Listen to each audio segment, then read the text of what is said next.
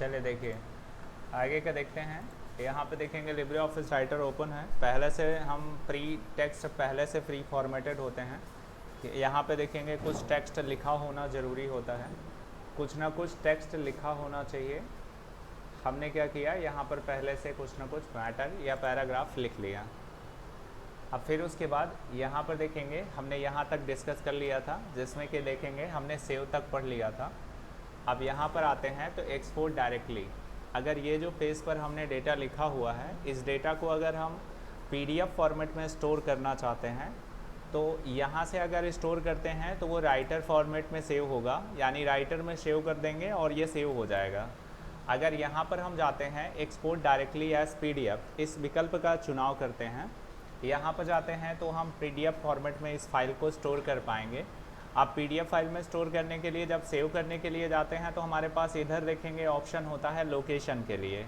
एक second रुकिएगा, just second.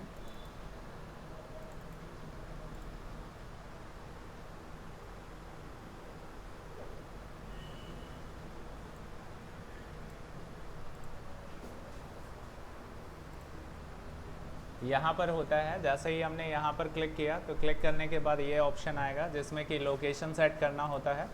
Location पहले select करें कि कौन सी लोकेशन में आप फाइल को स्टोर करना चाहते हैं। तो यहाँ पे देखेंगे हम लोकेशन सेट करेंगे एंड देन उसके बाद यहाँ पर देखेंगे फाइल नेम लिखना होता है। यहाँ पे फाइल नेम कुछ भी लिख सकते हैं और फिर उसके बाद यहाँ पर फॉर्मेट हमारे पास पीडीएफ फॉर्मेट है ही है और सेव बटन पर क्लिक कर दें, फाइल स्टोर हो जाएगा। जिस नाम से हम चाहें उस नाम से फ़ाइल को स्टोर कर सकते हैं।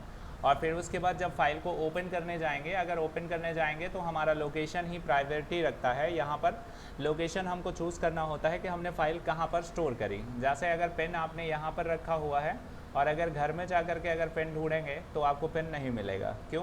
क्योंकि लोकेशन सेम नहीं है। अगर आप घर में पेन रखे हुए हैं और पेन को ओपन ढूंढना चाहते हैं तो बिल्कुल आपको आसानी से मिल जाएगा। तो वैसे ही कंप्यूटर में जब हम फाइल को स्टोर करते हैं तो हमें लोकेशन पता होना चाहिए कि हम कहाँ पर उसको स्टोर कर रहे हैं। डेस्कटॉप पर स्टोर कर रहे हैं, डाउनलोड में, कि डॉक्यूमेंट्स में, कि नोट्स में, कि कहाँ पर हम उस लोकेशन को चूज़ कर रहे हैं। जिस लोकेशन को चूज़ करेंगे उसी के बिहाफ पर हमें फ़ाइल यहाँ पर देखने के लिए मिलेगी। ठीक है ना? आगे बैठ जाओ, आगे आ जाओ, आप थोड़ा और कर जाओ।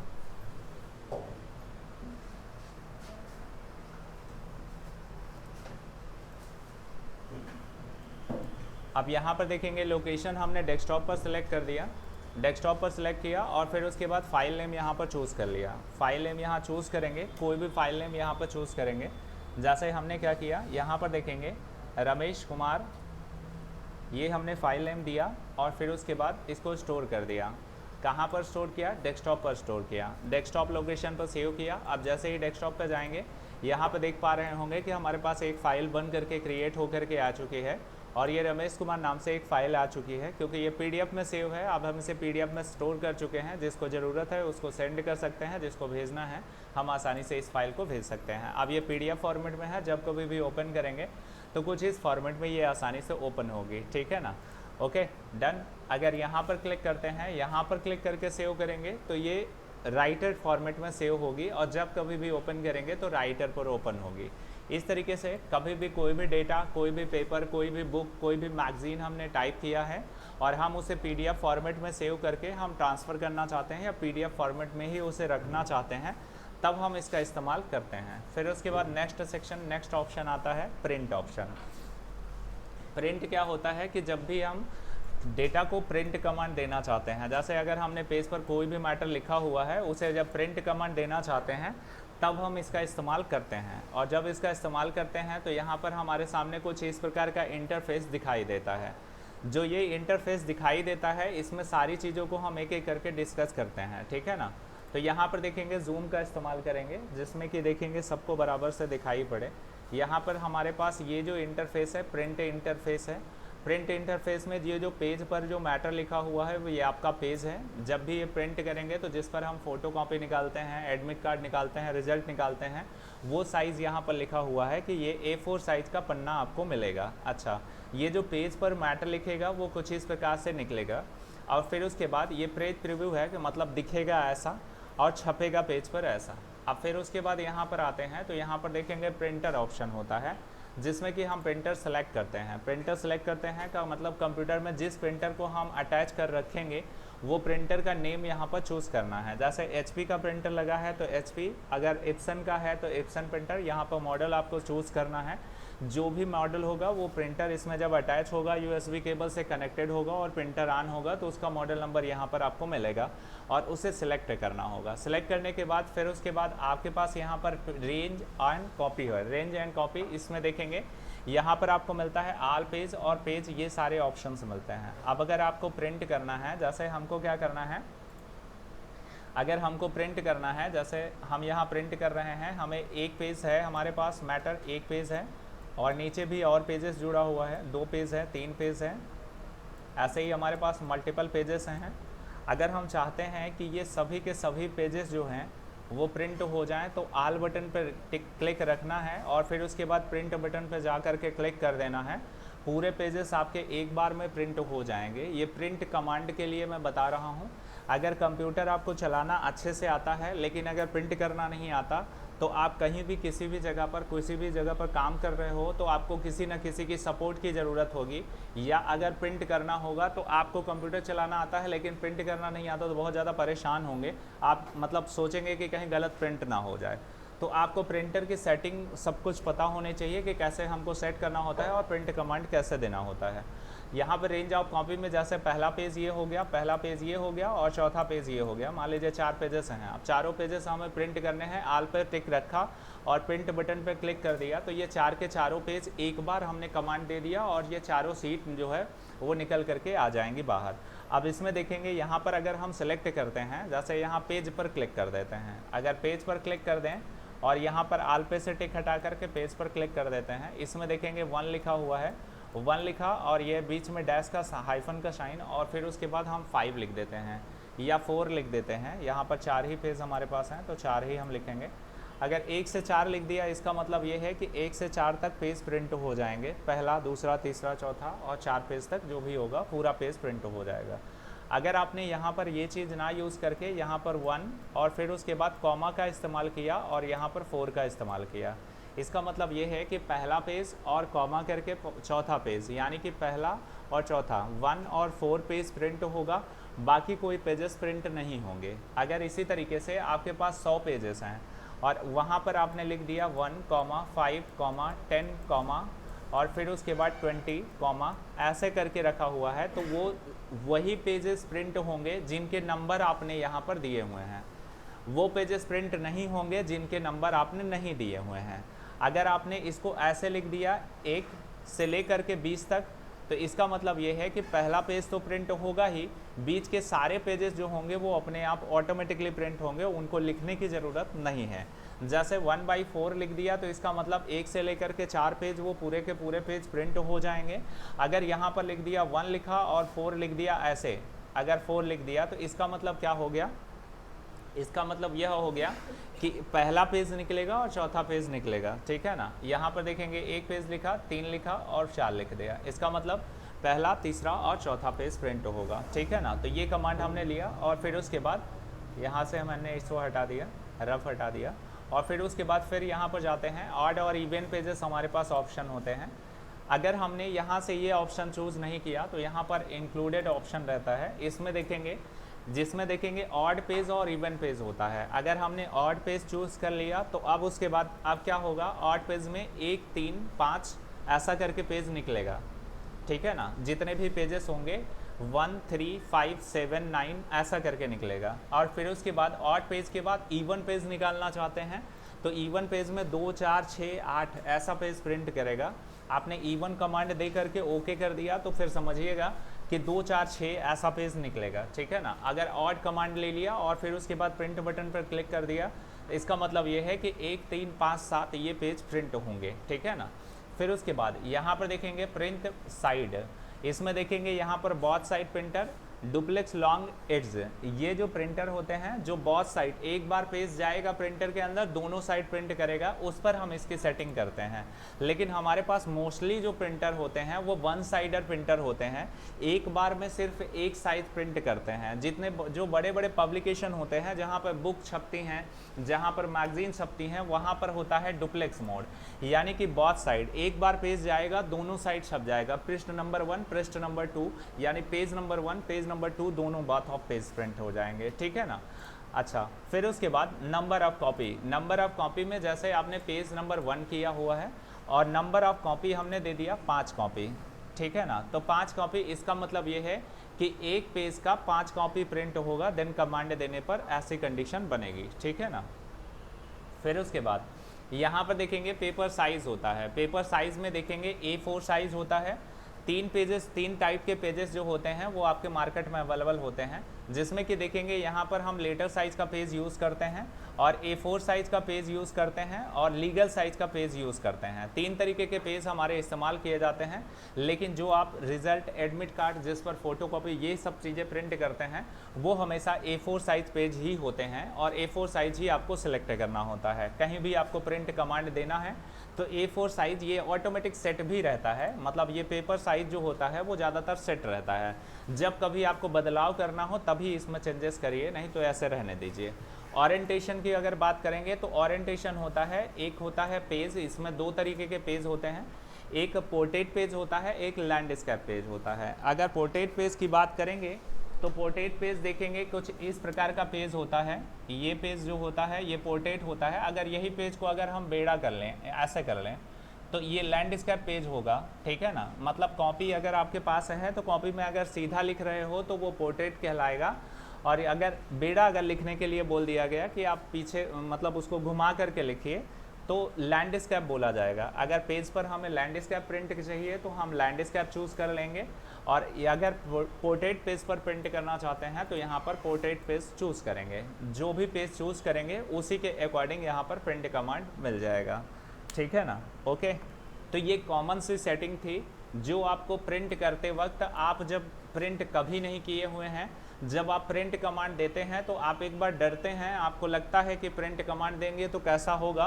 तो यहाँ पर सारे ऑप्शन, सारे सेक्शन आपको समझाने का प्रयास किया गया, जिससे कि कभी भी प्रिंट करें तो उसमें ये नहीं होना चाहिए कि कन्फ्यूजन पड़ा रहे। कन्फ्यूजन कुछ भी नहीं रहेगा, प्रिंट कमांड दीजिएगा, प्रिंट हो जाएगा। तो ये प्रिंट का ऑप्शन था, प्रिंट ऑप्शन हमने चूज़ कर लिया था, प्रिंट ऑप्शन के बारे में हमने बता दिया। आ गए नेक्स्ट ऑप्शन को देखेंगे। नेक्स्ट ऑप्शन देखेंगे, यहाँ पर हमने क्या किया, प्रिंट यूज़ कर लिया। ये ऑप्शन होता है प्रिंट प्रीव्यू।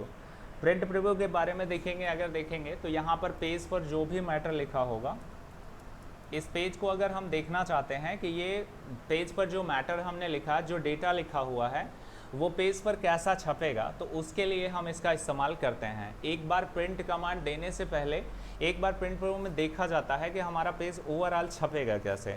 अब यहाँ पर हम देख पा रहे हैं कि जो हमारा पेज होगा वो A4 साइज़ का पेज होगा, और फिर उसके बाद यहाँ पर ऊपर से देखेंगे थोड़ी सी जगह इस पर छुट्टी रहेगी। जब भी रिजल्ट, एडमिट कार्ड कुछ भी आप निकालते हैं, प्रिंट करते हैं, तो साइड में थोड़ी सी जगह छुटी हुई होती है और ऊपर भी थोड़ी सी जगह खाली रहती है।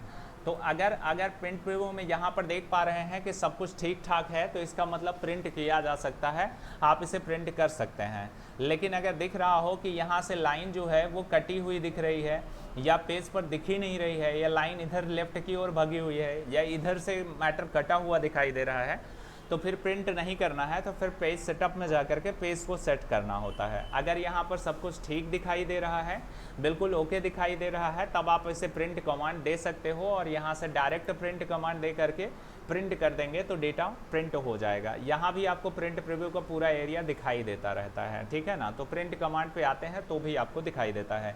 ये लिब्रे ऑफिस में ऐसा दिखाई देता है, लेकिन जब हम वर्ड वगैरह सीखते हैं, माइक्रोसॉफ्ट वर्ड, तो उसमें ये प्रिंट प्रीव्यू नहीं दिखाई देता है, तो उसे अलग से देखना ही पड़ता है, ठीक है ना। इसका शॉर्ट की एग्ज़ाम में पूछा जाता है, SSC एग्ज़ाम है, O लेवल एग्ज़ाम है, तो शॉर्ट की इसका पूछा जाता है कि प्रिंट प्रीव्यू का शॉर्ट की क्या होता है, तो Ctrl+Shift+O होता है इसका शॉर्ट की, ठीक है ना। नेक्स्ट ऑप्शन की बात करते हैं।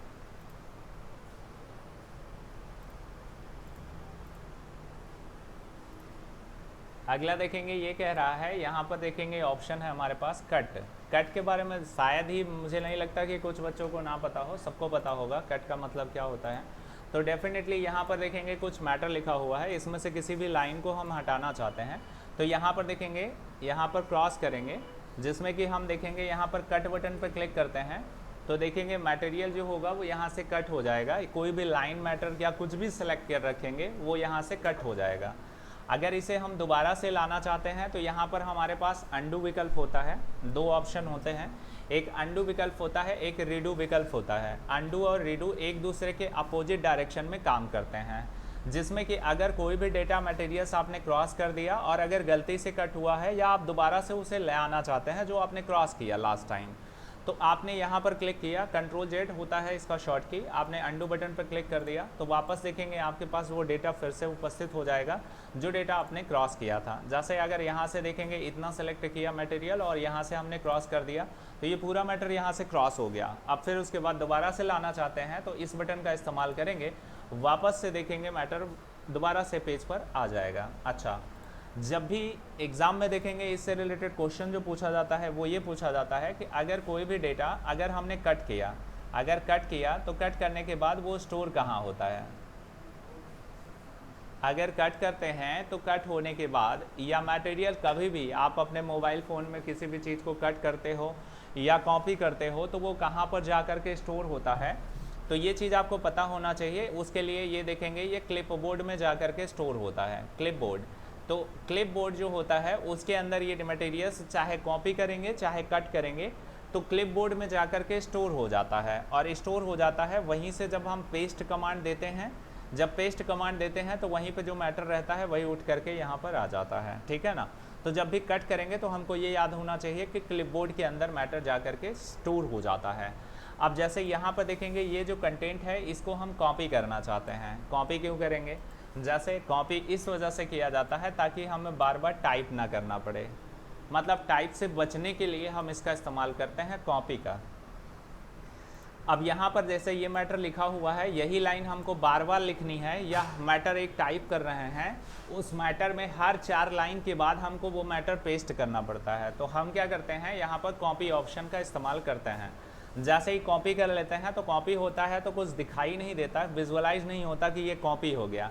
लेकिन जब भी आप पेस्ट करेंगे, जहाँ पर कर्सर रखेंगे एंड देन उसके बाद यहाँ पेस्ट करेंगे तो वही चीज़ पेस्ट होता है लास्ट टाइम जो आपने कॉपी किया है। जो कॉपी किया है वही चीज़ पेस्ट होता है। अब एक बार पेस्ट करने से ये ख़त्म नहीं होने वाला है, आप जितनी बार चाहें उतनी बार इसको पेस्ट करा सकते हैं। मल्टीपल टाइम पेस्ट होता चला जाएगा, जितनी बार चाहें ये पेस्ट होता चला जाएगा। ये देखेंगे ये पेस्ट।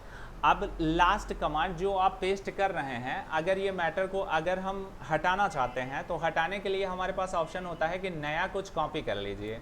अगर हमने नया कुछ कॉपी कर लिया तो ऑटोमेटिकली डिलीट हो जाता है, मतलब प्रीवियस कमांड जो आपने कॉपी किया था वो ऑटोमेटिकली इरेज हो जाएगा। और जब भी आप पेस्ट बटन पर क्लिक करेंगे तो नया डेटा पेस्ट होगा, जो नया डेटा आपने कॉपी किया है वही डेटा पेस्ट होगा, ठीक है।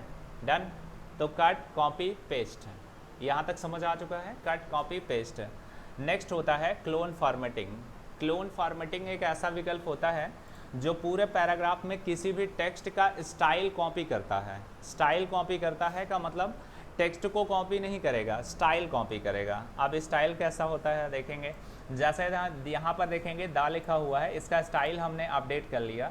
जैसे यहाँ पर देखेंगे डिफरेंट टाइप का इसका स्टाइल सेट कर देते हैं, ये सेट किया और फिर उसके बाद यहाँ पे इसको कलरफुल कर दिया, बोल्ड कर दिया, अंडरलाइन कर दिया, ये हाईलाइट कर दिया।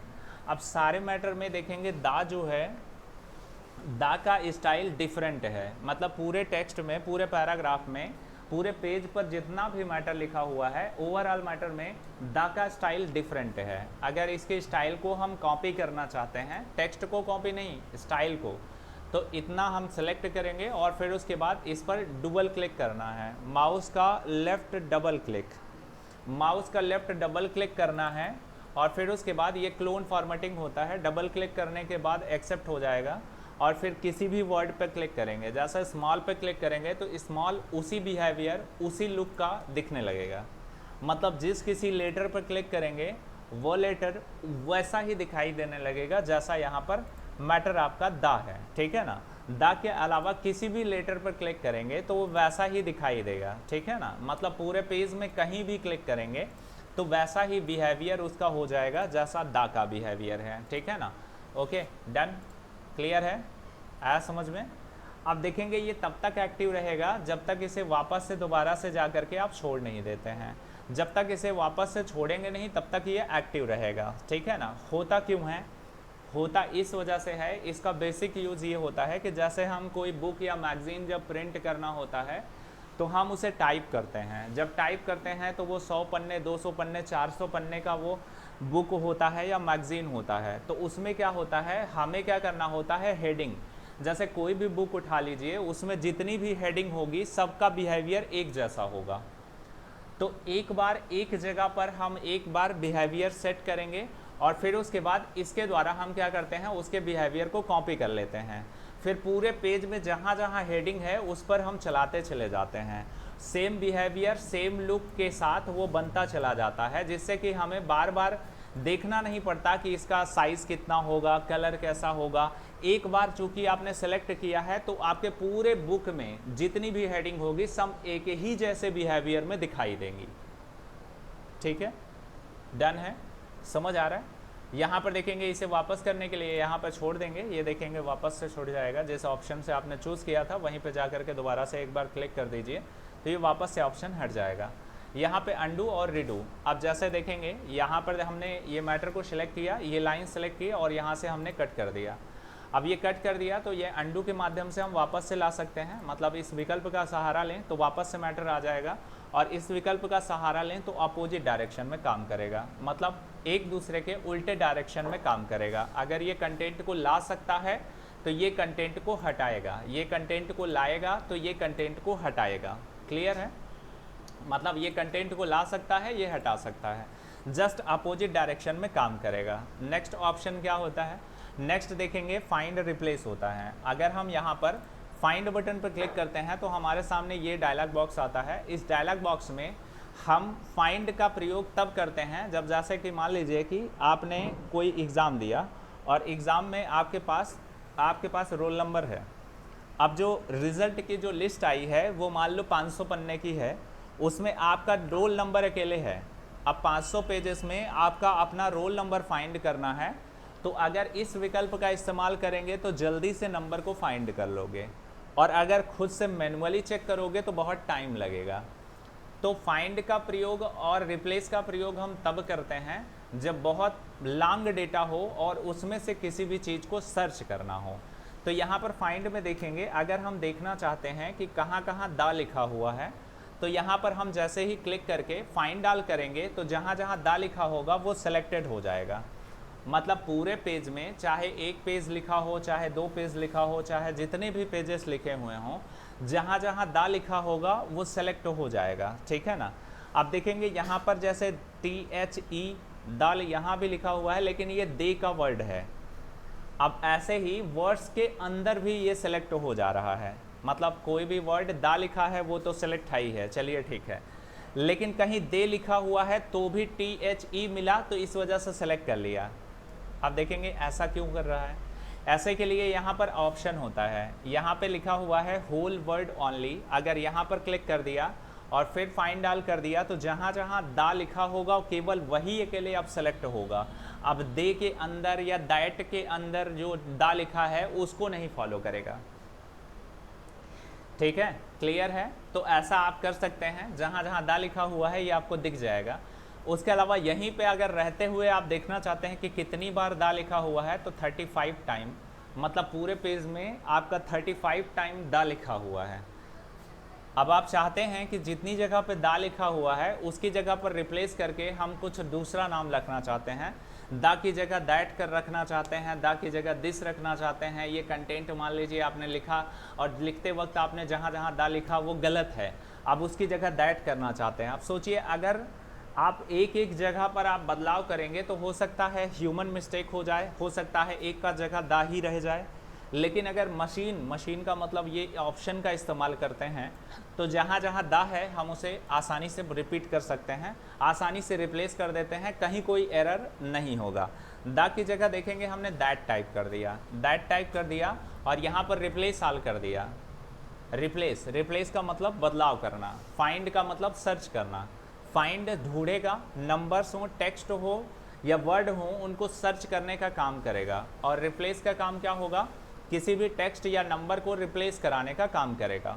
रिप्लेस ऑप्शन पर क्लिक करते ही जैसे ही आप रिप्लेस करेंगे, जितनी जगह पे दा रहा होगा वहाँ वहाँ दैट हो गया होगा। अब अगर आप फाइंड करना चाहते हैं कि सब जगह दैट हुआ या नहीं हुआ, तो आप क्या करिएगा, यहाँ पर दिखेगा दैट,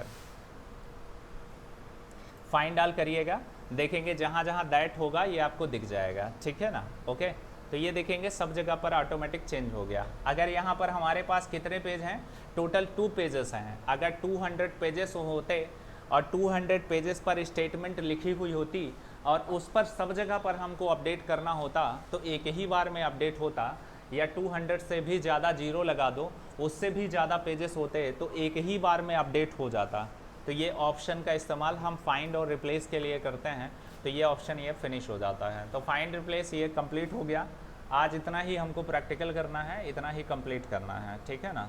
तो याद रखना है कि फाइंड एंड रिप्लेस तक हमने क्लियर कर लिया, यानी कि यहाँ तक हमने देख लिया है। इसके आगे का कंटेंट हम कंटिन्यू जारी रखेंगे, ठीक है ना।